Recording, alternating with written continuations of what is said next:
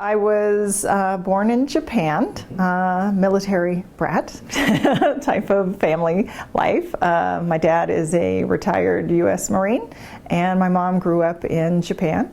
And I lived over there up until about kindergarten, sort of call myself a Pacific baby, just back and forth until elementary school. Landed in Southern California until about 5th grade, and then we moved to my father's hometown or area. He grew up in East Texas. So after that, I graduated high school, went to University of Texas at Austin, and that's where I met my future husband.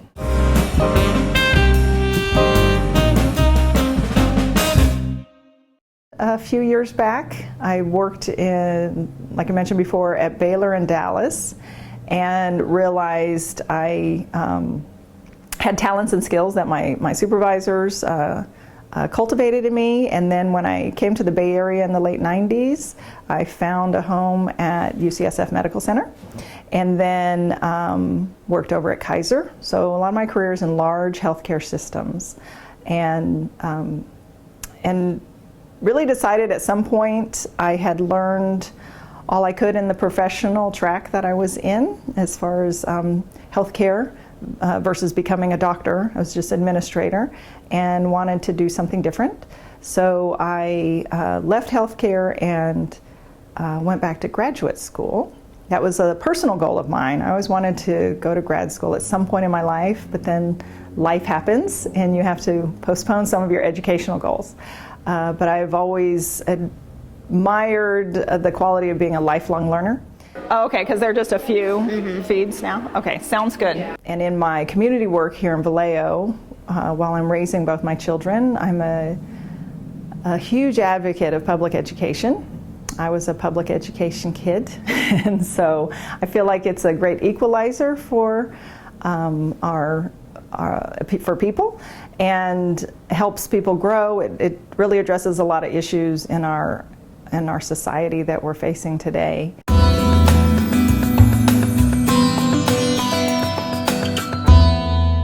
So let's try to modify that little rim that we were saying is a little off. If you want to try to adjust that a little bit, okay?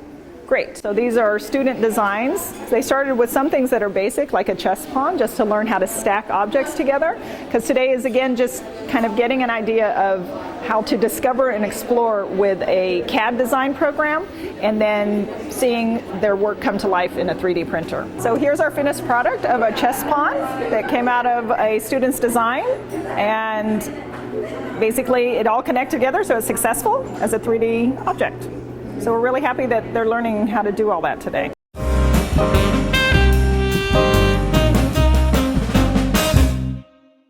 So when we left Texas to move to the Bay Area, we lived in the San Francisco Sunset Avenue district.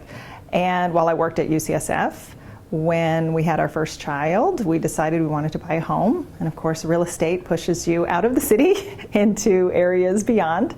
My parents actually lived up in Napa, so I learned about Vallejo by commuting here onto the ferry, and they would pick me up and we'd have nice weekends in Napa.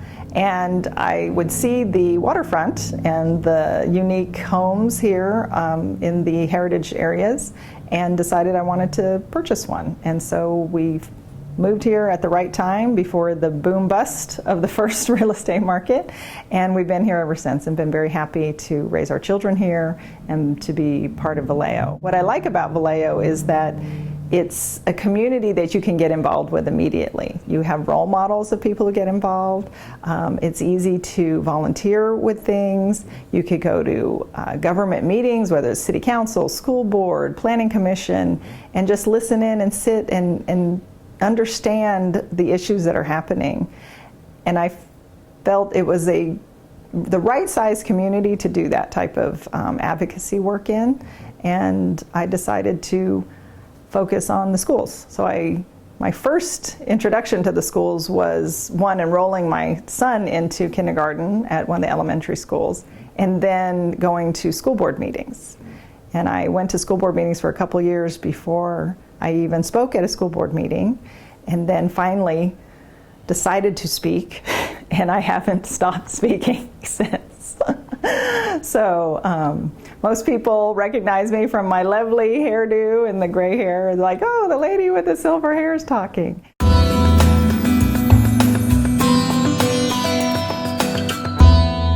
So some of the folks that inspired me when I was growing up was, I remember an English teacher who didn't really always tell me she was supporting me. I think she was just behind the scenes doing things. And now as I reflect back and look back on some of my experiences, I'm like, oh, she helped me there, right?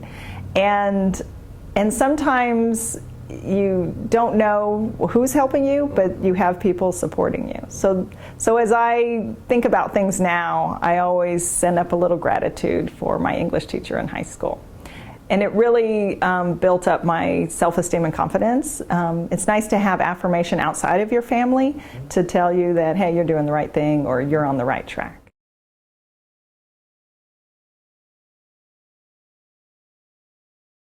Some of the things I try to demonstrate for my children are gratitude and humility and service to others. I think those are leadership qualities I strive to exhibit. I fail often, and I talk with my children about that failure a lot, so they know that it's okay to make mistakes.